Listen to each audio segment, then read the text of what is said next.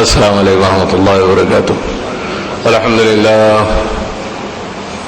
للہ نحمده ونستعینه ونستغفره ونؤمن به ونتوکل علیہ ونعوذ باللہ من شرور انفسنا ومن سیئات اعمالنا من يهده الله فلا مضل له ومن يضلل فلا هادي له ونشهد ان لا اله الا الله وحده لا شريك له ونشهد ان سيدنا وحبيبنا وشفيعنا ونبينا وقرة اعيننا ومولانا محمدا عبده ورسوله صلى الله عليه وعلى اله وصحبه وسلم دائما. الحج اشهر معلومات فمن فرض فيهن الحج فلا رفث ولا فسوق ولا جدال في الحج وما تفعلوا من خير يعلمه الله وتزودوا فإن خير الزاد التقوى واتقون يا أولي الألباب. صدق الله مولانا العظيم وصدق مولانا رسوله النبي الأمين الكريم ونحن على ذلك لمن الشاهدين والشاكرين. آمين والحمد لله رب العالمين.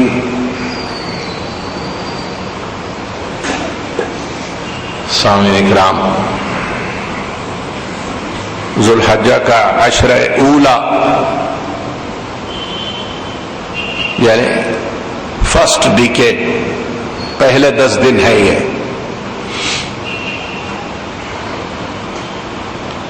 یہ وہی مہینہ ہے مبارک، اور ذو الحجۃ الحرام بھی اسے کہا گیا، جس میں ساری دنیا سے مسلمان کھچے کھچے ایام مقررہ میں، اوقات مقررہ میں، مقامات مقررہ پر حاضر ہوتے ہیں. اسی کا نام حج ہے. اللہ نے فرمایا الحج اشہر معلومات، حج مقررہ موسم میں ہے. جو دن مقرر ہے انہیں دنوں میں، جو اوقات مقرر ہیں انہیں اوقات میں، اور جو مقامات مقرر ہیں انہیں مقامات پر مناسک ادا کرنا ہے. ایک بھی رکن چھوٹ جائے تو حج نہیں ہوتا. آپ غور کریں کہ یہ اسلام کا نظم و ضبط ہے، ڈسپلن آپ جسے کہیں. دیگر فرقوں کی عبادتیں آپ دیکھیں تو ان کے اپنے جو مہان دھارمک استھان ہوتے ہیں، بڑی عبادت گاہیں یا مذہبی مقامات، وہاں جب جو چاہے جاتا ہے. لیکن اسلام نے ایک ایسا نظام دیا، نماز ہے روزینہ اور شبینہ، دن اور رات کے، تو ان کے بھی اوقات مقرر ہیں. روزے ہیں سال میں ایک دفعہ ایک مہینے کے، اس کے لیے مہینہ اور اوقات مقرر ہے. حج ہے تو اس کے لیے بھی اوقات، دن، مقامات مقرر ہیں.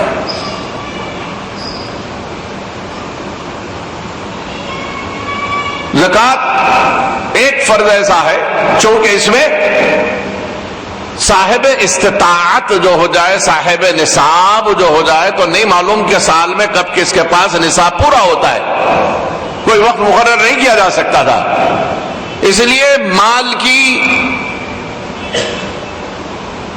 آپ کی دولت کی، دھن کی، زیور، سونا چاندی، جانور، پورا 1 سال جب ان پر گزر جائے کہ آپ صاحب نصاب ہو گئے تو تب زکوٰۃ واجب ہوتی ہے۔ تو یہ تو ہر ایک کے حالات پر انحصار کرتا ہے کہ کب کون صاحب نصاب بنے گا، اس لیے اس کے لیے کوئی مہینہ، کوئی وقت مقرر نہیں کیا گیا۔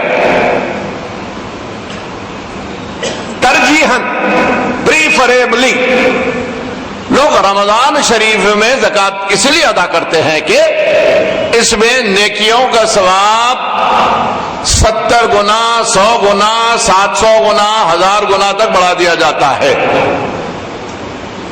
وگرنہ زکوٰۃ کے لیے شرط کیا ہے کہ 1 سال ہو گیا آپ صاحب نصاب ہو کے تو آپ کو اس نصاب کی زکوٰۃ دینی ہے۔ تو اسلام کے یہ 4 اہم رکن، جن میں نماز ہے، روزہ ہے، حج ہے، زکوٰۃ ہے۔ زکوٰۃ کے لیے اس لیے کوئی مہینہ، موسم، وقت، جگہ کا تعین نہیں ہو سکتا۔ حج کے لیے مقرر کر دیے گئے چند ایام، اور انہی میں حج ہوتا ہے۔ حج کیا ہے؟ احرام باندھنا، میقات سے گزرنا، صحیح کرنا،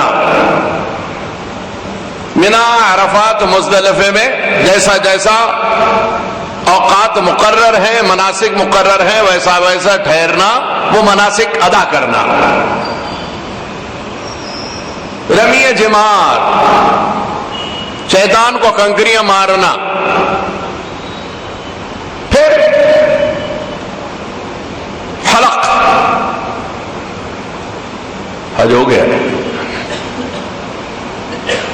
لیکن آپ یہ ساری اداؤں کو دیکھیں، ہماری اطلاعات ہے کہ لگ بھگ 50 تا 60 لاکھ فرزندان توحید، توحید کے متوالے، شمع محمدی کے پروانے حج ادا کریں گے۔ 50 تا 60 لاکھ آدمی دنیا بھر سے انہی اوقات میں، انہی مقامات پر وہی مناسک ادا کرنے کے لیے آتے ہیں۔ بہت سے حاجی تو ایسے ہیں کہ آپ چہرہ دیکھ کے پہچان لیتے ہیں کہ یہ انڈونیشیا کا ہے، یہ ملائیشیا کا ہے، یہ چائنا کا ہے، یہ جاپان کا ہے، یہ ترکی النسل ہے، یہ عراقی لگتا ہے، یہ ایجپشین ہے، مصر کا رہنے والا، یہ سیرین ہے، شامی ہے، یہ ہندی ہے، یہ بنگلہ دیش کا ہے، یہ افغانستان کا ہے۔ ہر ایریا کے الگ الگ کمپلیکشنز ہیں۔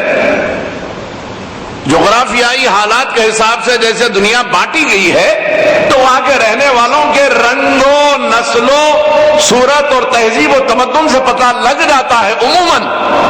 یہ کوئی ضروری نہیں ہے کہ ہر شخص کے بارے میں آپ کچھ سروے کر سکے، لیکن بالعموم ایسا ہوتا ہے کہ آپ دیکھ کے پہچان لیتے ہیں کہ یہ فلاں مقام کا ہے۔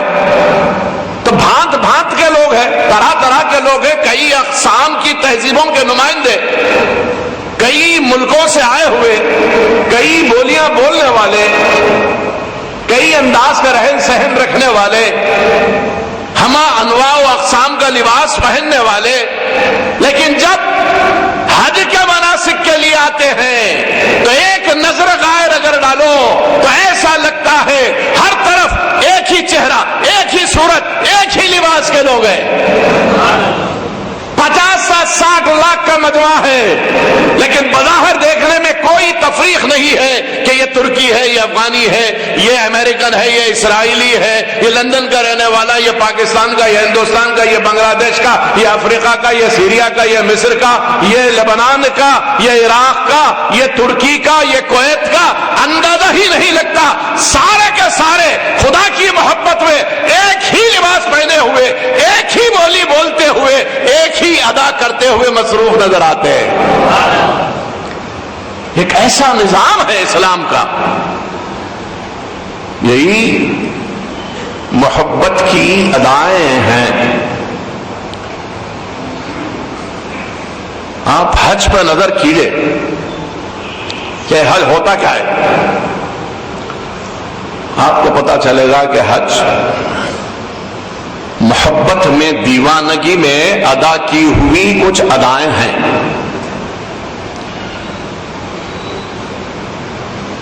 وہ کون لوگ تھے جن کی ان اداؤں کو صبح قیامت تک اللہ نے، اللہ کے رسول نے شریعت مطہرہ میں ایک اہم عبادت قرار دے کر زندہ رکھ دیا؟ پتا چلے گا کہ وہ ایک شوہر، ایک بیوی اور ان کے ایک صاحبزادے کی ادائیں تھیں. کون ہے وہ لوگ؟ کہا ابراہیم خلیل اللہ ہیں، ان کی بیوی بی بی ہاجر ہیں، صاحبزادے حضرت اسماعیل ذبی اللہ ہے. انہوں نے جب جہاں جیسے جیسے کیا تھا اسی کا نام حج ہے، عبادت ہے. اسی کا نام حج ہے، عبادت ہے. یہ تصور عبادت ہے. ہر مسلمان یہ مانتا ہے کہ گھر سے نکل کے گھر آنے تک ہر قدم، ہر لمحہ، ہر گھڑی اس کی عبادت ہے. میں آپ سے پوچھوں، بی بی ہاجر نے صحیح کی تھی، 7 چکر لگائے تھے، اللہ کی محبت ہے؟ کہنے بیٹے کی محبت میں. کس لیے بی بی ہاجرہ دوڑی تھی؟ حضرت اسماعیل پیاس سے بلک رہے تھے، ایڑیاں رگڑ رہے تھے، ہاتھ پاؤں گھس رہے تھے، بے چین ہو رہے تھے، خشک اپنی زبان اپنے سوکھے ہونٹوں پر بار بار پھیر رہے تھے، رو رہے تھے پیاس سے، غذا کی نافراہمی کی وجہ سے بلک رہے تھے، بل بلا رہے تھے. ماں کی ممتا جاگی، ماں بے چین ہو گئی، مضطرب ہو گئی، بےکل ہو گئی، دوڑنے لگی ادھر سے ادھر، ادھر سے ادھر. صفا مروہ 2 پہاڑیاں جن کی آج لینڈ مارک نشان باقی ہے، پہاڑ باقی نہیں ہے، پہاڑ ہے اپنی جگہ. اب آپ جاتے ہیں تو ایسی بلندی پہاڑ کی کچھ نہیں دکھائی دیتی. سطح زمین کے مسطح کچھ لینڈ مارک ہے، وہاں لکھا ہوا یہ صفا ہے، وہ مروہ ہے. اب یہاں سے وہاں آپ 7 چکر کاٹتے ہیں. آپ کیوں کاٹتے ہیں؟ اسی لیے کاٹتے ہیں کہ بی بی ہاجرہ کاٹی تھی. ہاجرہ کیوں بھاگی تھی؟ اسی لیے بھاگی تھی کہ صاحبزادہ پیاسا ہو گیا تھا، حضرت اسماعیل پیاسے ہو گئے تھے. بی بی ہاجرہ دوڑنے لگی. جب 7ویں چکر پوری ہوئی، 7 چکریں پہاڑیوں پر، اس وقت یہ پہاڑیاں اونچی تھی، اس وقت یہ پہاڑیاں اونچی تھی. آج سطح زمین پر ہے، زمین کی سطح پر ہے. آج آپ جاتے ہیں تو دیکھتے ہیں آپ کو کوئی بلندی چڑھنا نہیں پڑتا ہے صفا مروہ کے لیے. اس وقت یہ پہاڑیاں اونچی تھی. اونچی پہاڑیوں پر اس لیے چڑھی تھی کہ دیکھے کہیں کوئی قافلہ دور سے جاتا ہوا نظر آ جائے، یا کہیں کوئی پانی کا چشمہ دکھائی دے، کہیں کوئی ذریعہ پانی کا مل جائے، میں اپنے لاڈلے کی پیاس بجھا لوں. پیاس کو بجھانے کے لیے، تشنگی لاڈلے کی مٹانے کے لیے بی بی ہاجرہ نے 7 چکر ادھر سے ادھر، ادھر سے ادھر، ادھر سے ادھر کیے. اور دوران صحیح دوڑنے کے درمیان جہاں انہوں نے تیز تیز قدم بڑھائے تھے، آج سارے حاجیوں کو حکم ہے کہ وہاں تیز تیز قدم بڑھانا ہے. جہاں جیسے ہاتھ ہلایا تھا، ہر حاجی کو حکم ہے کہ وہاں ویسے ہی ہاتھ ہلائے. اب حاجی پلٹ کے پوچھتا ہے، اے اسلام، اے شریعت، تو ہی بتا، جب بی بی ہاجرہ اپنے بیٹے کی محبت میں دوڑی تھی تو یہ عبادت کیسے ہو گئی؟ یہ عبادت کیسے ہو گئی؟ ایک انسان کی ادائیں ہیں، نبی بھی نہیں ہے، نبی کی بیوی ہے، صحابیہ ہوں گی، ولیہ ہوں گی، نبی تو نہیں ہے. یہ ان کی ادائیں شریعت کیوں بن گئی؟ یہ ان کا دوڑنا حج کیوں بن گیا؟ سوال ہے. اس سوال کو ذہن میں رکھیے. میں اور سوالات کرنے جا رہا ہوں آپ سے.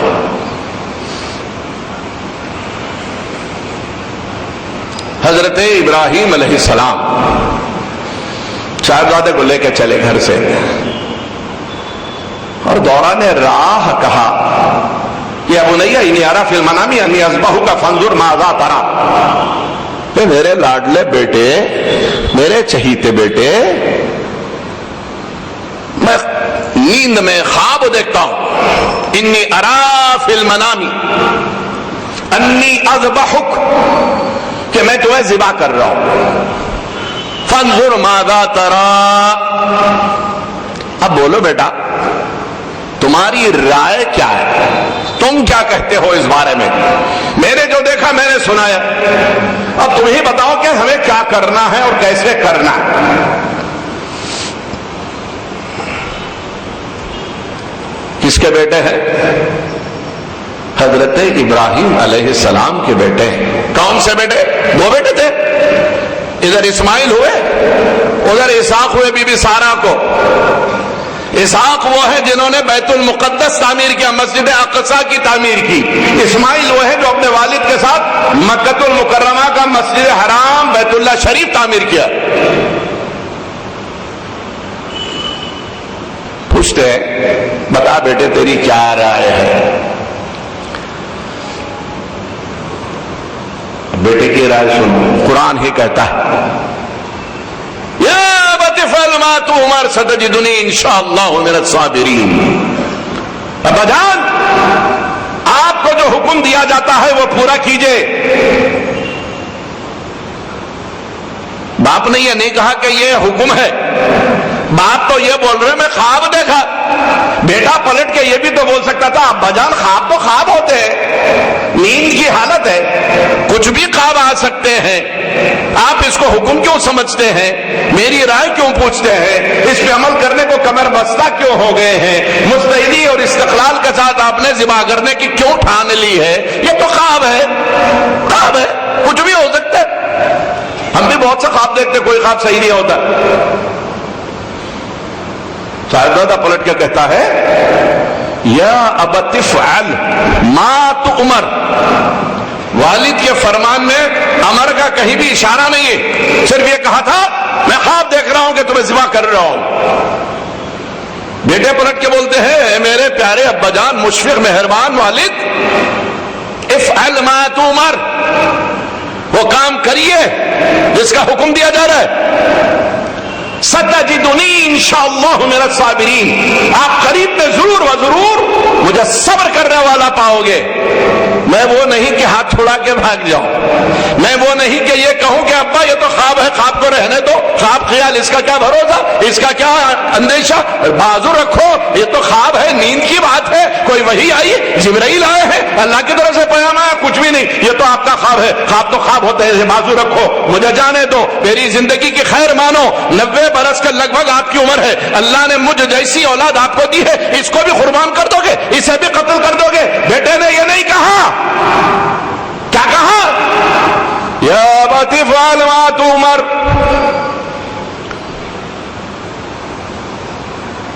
اے با, جو حکم دیا جا رہا اسے کر گزرو. بچپن ہے حضرت اسماعیل ذبیح اللہ کا, اور یہ بچپن کی بولی بول رہی ہے کہ سنو میاں, خواب امتی اور نبی کے ایک جیسے نہیں ہوتے. ہمارے خواب خواب ہوتے ہیں, نبی کے خواب سچے اللہ کے حکم سے ہوتے ہیں. ہمیں 50% خواب شیطان دکھاتا ہے, نبیوں کے لیے شیطان کی مجال نہیں ہے کہ کوئی خواب دکھا سکے. جو خواب انہیں آتے وہ حق ہوتے, سچے ہوتے. حضرت اسماعیل کہتے ہیں کہ یہ تو اللہ کا حکم ہے, نبی کا خواب اللہ کا حکم ہوا کرتا ہے. نبی کا خواب, ارے نیند تو غفلت کا نام ہے جی, ہماری غفلت ان کی غفلت ایک جیسے نہیں, تو بیداری ایک جیسی کیسی ہوتی ہے؟ خواب ہے. اس لیے کیا کرے, تو عمر جس کا حکم آپ کو دیا جا رہا. حقیقت اقبال نے کہا, آگے چل کے سناتا ہوں. حضرت اسماعیل کی قربانی کے لیے مستعدی اپنے آپ کو پیش کرنا. ابا جان مجھے ذبح کر دیجئے, انشاءاللہ آپ مجھے صبر کرنے والوں میں پاؤ گے. بیٹے کو قربان کرنے کے لیے باپ نے لٹا دیا. بیٹے نے باپ سے کہا آپ سے چند معروض ہیں. کہا بولو بیٹا.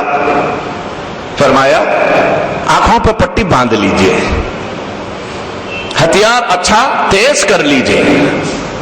پٹی اسی لیے باندھ لیجئے کہ دوران ذبح میرے چہرے پر آپ کی نظر پڑے گی تو کہیں انسان ہے, احتمال ہے کہ محبت نہ جاگ جائے, اور لیے کر لیجئے کہ کام آسانی سے پورا ہو جائے، اور مجھے اس بل لٹا دیجئے۔ حضرت خلیل نے بیٹے کو سینے سے لگایا، دعائیں دی، بیٹے کو ذبح کرنے کے لیے پوری طاقت کے ساتھ چھری پھیری۔ جب یقین ہو گیا کہ میرے ہاتھ اور ہتھیار نے کام پورا کیا، تب آنکھوں سے پٹی ہٹائی تو دیکھا کہ صاحبزادے بازو مسکراتے کھڑے ہوئے ہیں اور حضرت اسماعیل کی جگہ ایک دمبا ذبح ہوا ہے۔ ادھر حضرت خلیل نے چھری حلقوم پر رکھی، ابھی ہاتھ چلا نہیں، ادھر عرش پر دھوم ہو گئی، مولا تیرا خلیل تیری محبت پہ اپنے بیٹے کو ذبح کر رہا ہے، یہ وہی لاڈلا ہے کہ تو نے مقدرات میں، تقدیر میں اسی کے نسب، اسی کے نسل سے محمد رسول اللہ کا دنیا میں آمد لکھ دی ہے۔ اب یہ کیسے ہوگا کہ خلیل چھری چلا دے؟ ارشاد ربانی ہوتا ہے جاؤ اسماعیل کو ہٹاؤ، اس کی جگہ ایک دمبا رکھ دو۔ ایک پل میں چھری چلنے کی جو مہلت اور وقفہ ہے، اس کے درمیان ایک دمبا لایا گیا، حضرت اسماعیل ذبیح اللہ کی جگہ رکھ دیا گیا، حضرت اسماعیل ذبیح اللہ بازو کر دیے گئے۔ جب آنکھوں سے پٹی ہٹی تو والد دیکھ کے حیران، آسمان کی طرف نظریں اٹھائی، نظروں ہی سے سوال کیا کہ مولا یہ کیا ہے؟ ارشاد ہوا انا کذالک نجزی المحسنین، اے خلیل ہم اپنے چاہنے والوں کے ساتھ ایسا ہی کرتے ہیں، ایسا ہی کرتے ہیں۔ میں نے پہلے بھی ایک سوال کیا آپ سے، اور اس واقعے سے پہلے، بیٹے کو ذبح کرنے سے پہلے شیطان حضرت خلیل کے پاس پہنچا۔ رمی جمار، جمرات کہتے ہیں، جمار کی جمع ہے، شیطانوں کو کنکریاں مارنا۔ رمی کے معنی ہے پتھر مارنا، کنکر مارنا۔ حضرت خلیل کے پاس پہنچا تھا، کہنے لگا کیا ہوا ہے آپ کو؟ اس عمر میں صاحبزادہ ملا ہے، اسے ذبح کر دو گے؟ ارے یہ تو خواب ہے نا، خواب، کیوں بلا وجہ معصوم کی جان لے رہے ہو؟ پھر اولاد ہوگی؟ کاٹ لیا آپ نے کہ یہ اتنا ہمدرد قول آگے جو باپ اور بیٹے کے بیچ میں آ رہا ہے۔ سمجھ لیا یہ وہی ہے جس نے اپنی چال سے آدم اور حوا کو جنت سے نکالنے کی کوشش کی تھی، کنکری اٹھائی ماری، کہا نکل خبیث، چلے جا یہاں سے، شیطان ہے تو، خدا کی محبت سے مجھے روکنا چاہتا ہے۔ بی بی حاجرہ کے پاس گیا، انہیں بھی بہکانے کی کوشش کی، کہا والد شوہر آپ کے ضعیف ہو گئے اور صاحبزادہ کو والد اپنے ہاتھ سے قربان کرنا چاہتے ہیں، کیا ہوا ہے؟ روکیے انہیں۔ انہوں نے بھی کنکریاں ماری، بیٹے کے پاس آیا، کہا لاڈلے تمہیں معلوم ہے والد کہاں لے جا رہے؟ کہا کہاں؟ کہا تمہیں قربان کرنا چاہتے ہیں۔ کہا وہ جو چاہیں کر لے، وہ جو چاہیں کر لے، تو کون؟ میرے باپ سے زیادہ میرا چاہنے والا تو ہے؟ نکل، شیطان ہے تو۔ یہ کنکریاں ماری تھی، وسوسے ڈالنا چاہا تھا، حق کے راستے سے ہٹانا چاہا تھا، کنکریاں ماری تھی، بیٹے پیاسے تھے، بی بی حاجرہ دوڑی تھی۔ یہ ساری ادائیں آج مناسک حج ہیں، یہ ساری ادائیں آج مناسک حج ہے۔ بی بی حاجر بیٹے کی پیاس کی تاب نہ لا کر دوڑی تھی، لیکن آج وہی عمل عین عبادت ہے، ویسا ہی دوڑنا جیسا بی بی حاجرہ دوڑی تھی۔ مسئلہ ہے کیا کہ انسانوں کی اداؤں کی نقلیں عبادتیں کیسے ہو جاتی ہیں؟ ایک سوال ہے۔ اور پھر اس میں کہیں تو ایسا بھی ہے کہ دوڑنے والا خدا کی محبت میں نہیں دوڑ رہا، بلکہ بیٹے کی محبت میں دوڑ رہے، صاحبزادے کی محبت، ان کی پیاس، ان کی بےتابی، بے چینی، اس طرح بے کلی کو دیکھ کر دوڑ رہے، خود بھی بے چین ہے، پھر یہ عبادت کیسے؟ اسلام جواب دے گا، سنو، جب اللہ اپنے کسی محبوب سے امتحان لیتا ہے تو امتحان کا جتنا مرحلہ ہوتا ہے گھر سے نکل کے گھر آنے تک سب کا سب عبادت میں لکھا جاتا ہے. یاد رکھو ہاجرہ اگرچہ کہ بیٹے کی محبت میں دوڑ رہی تھی لیکن ہاجرہ وہاں پہنچی کس لیے تھی؟ اللہ نے امتحان لیا تھا. حضرت خلیل سے امتحان لیا, بی بی ہاجر سے امتحان لیا, حضرت اسماعیل ذبیح اللہ سے امتحان لیا. یہ امتحان گاہ محبت میں چلنے والوں کا ہر قدم ہر ادا عبادت ہوا کرتی ہے. صرف ان کے لیے عبادت نہیں تھی. صبح قیامت تک جتنے لوگ اس کی نقل کرتے رہیں گے سب عبادت ہی میں شمار کر لیا جائے گا. یہ ہے تصور عبادت. کچھ باتیں ایسی ہیں کہ یہاں بعض لوگ بعض سوالات کرتے ہیں. ہماری انہی اہم عبادتوں سے ہمارے بہت سے سوالات کے جوابات بھی مل جاتے ہیں. انہی اہم عبادتوں سے بہت سے سوالات کے جوابات بھی مل جاتے ہیں. پتہ نہیں کتنا عرصہ ہوا حضرت خلیل کو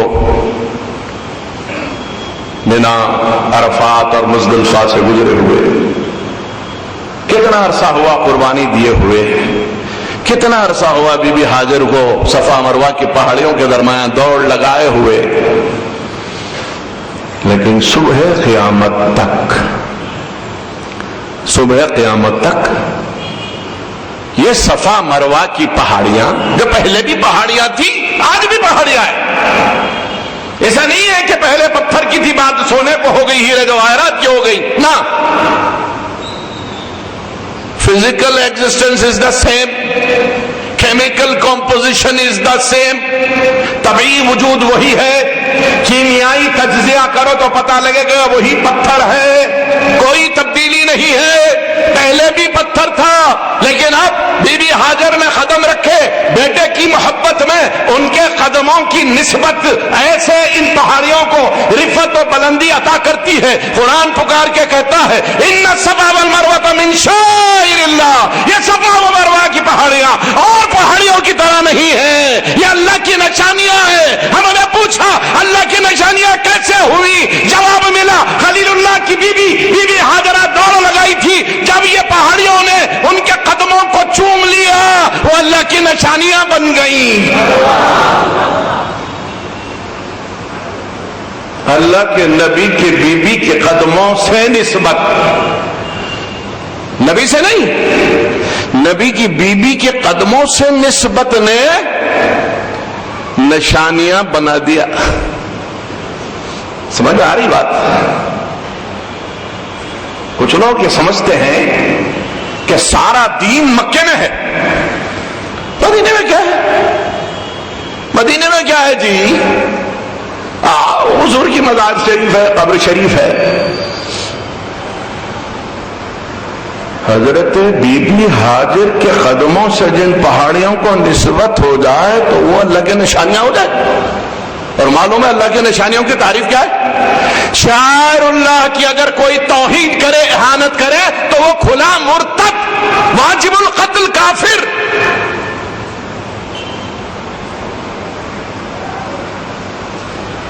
حضرت خلیل کی بی بی کے قدموں سے پہاڑیوں کو نسبت ہوئی تو وہ شاعر اللہ ہو گئے. اور حضرت خلیل جن کی آمد کے لیے دعا کر رہے ہو, وہ تاجدار کون مکان جس کے لیے سارے کائنات کی تخلیق عمل میں لائی گئی ہو, وہ رسول کائنات جس کے مکے کو بھی عزت ملے, مدینے کو بھی عزت ملے, جن کے خودوں میں میمنت آفرین ہے, مدینے کی نحوست ساری بلائیں مٹا ڈالی, جن کی ایک نظر نے مدینے کو او یثرب کو طیبہ اور مدینہ بنا دیا. فرمایا میں نے اللہ سے دعائیں کی ہیں کہ اللہ مکے سے مدینے میں دوگنی برکتیں نازل فرما, دوگنی برکتیں, ڈبل. فرمایا مکے کو حرمت حضرت خلیل سے ہے اور مدینے کو حرمت مجھ سے ہے. اب جو صرف خلیل کا ماننے والا ہے وہ صرف مکے کو جائے، اور جو غلام مصطفیٰ ہے وہ مدینے کو جائے۔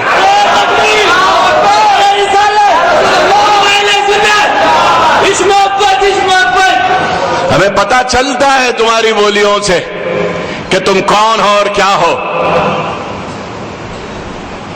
سرکار مدینہ نے تو فرمایا جس نے حج کیا میرے قبر شریف کی زیارت نہیں کی، اس نے مجھ سے جفا کی، ظلم کیا مجھ پر۔ تم جاتے ہو تو رسول کا کچھ فائدہ ہے؟ تم جاتے ہو رسول کے پاس تو رسول کا فائدہ ہے؟ تم جائیں نہ جائیں، لاکھوں کروڑوں فرشتے صبح سے شام وہاں نازل ہو رہے، دنیا کے سارے خدا رسیدہ بندے اور ان کی ارواح وہیں جمع ہے۔ اور سنو، اللہ کے رسول نے فرمایا قرب قیامت میں دین سمٹ کر مدینہ پہنچ جائے گا، ہر طرف سے ایمان والے مدینے میں آتے رہیں گے۔ اور سنو، یہ شیطان دجال جب نکلے گا مسیح بن کے نکلے گا، مردوں کو زندہ کرتا ہوا نکلے گا، بیماروں کو صحت دیتا ہوا نکلے گا، باجے گاجے لے کے نکلے گا، اس کا فریب، اس کا طلسم، اس کا جادو ساری دنیا میں چلے گا۔ میرا شہر ایسا شہر ہے جہاں اس کو داخلہ نہیں مل سکے گا۔ تو ہم تو یہی سمجھتے ہیں جو مدینے سے بھاگتے ہیں تو وہ دجال کے چیلے ہیں، وہ نہیں آ سکتا، اسی لیے یہ بھی نہیں جا سکتے۔ مومن کو بلاتا ہے اسلام مدینے میں، مومن کو بلاتا، بلکہ میں کہوں عاشق کو بلاتا ہے اسلام مدینے میں۔ گستاخ محمد کا کیا کام مدینے میں؟ ہم تو یہ مانتے ہیں کہ حج مکے میں ہوتا ہے اور حج کی قبولیت مدینے میں ہوتی ہے، حج قبول ہوتا ہے مدینے میں۔ اور جو جاتے ہیں، میں نے کہا حضور نے آنے کی بات فرمائی، میرے پاس آؤ، اللہ نے بھی جانے کو کہا، بدنصیبوں کو معلوم نہیں ہوتا۔ وَلَوْ أَنَّهُمْ إِذْ ظَلَمُوا أَنفُسَهُمْ جَاءُوكَ فَاسْتَغْفَرُوا اللَّهَ وَاسْتَغْفَرَ لَهُمْ رَسُولُهُ وَجَدُوا اللَّهَ تَوَّابًا رَحِيمًا۔ اور اگر تم نے اپنے نفسوں پر یا وہ اپنے نفسوں پر ظلم کرے تو آپ کے پاس آئے، کس کے پاس؟ جاؤوکا، محبوب آپ کے پاس آنا، گناہگار میرے، سیاہ کار میری بارگاہ کے، مرتکب جرم میری عدالت کے، معافی لینے کے لیے آپ کا آنا۔ جب آپ کے پاس آئیں گے کیا ہوگا؟ تو آپ وہ استغفار کرے، آپ ان کے لیے سفارش کرو۔ ہاں محبوب تم سفارش کرنا میرے مجرم